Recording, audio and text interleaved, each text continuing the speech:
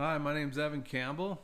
6 foot. I live in Los Angeles, California. My agent is Mike Gerard at Esprit Talent.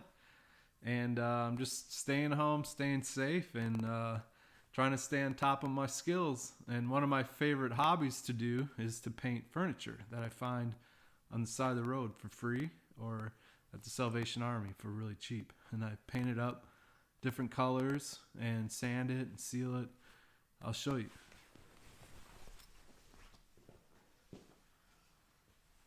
It's one of my favorite little side tables right now that I use next to the couch.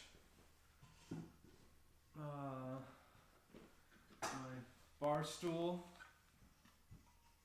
people sit on. My favorite bar stool.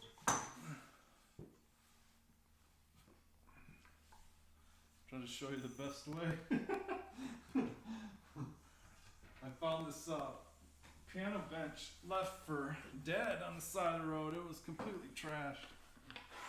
But I just painted it blue and white, black, sanded it down. Some of the original stuff comes through when you sand it, so it looks cool. And I sealed it. So yeah, I'm just trying to stay safe. I really appreciate having the opportunity to show you some of my work, and thank you.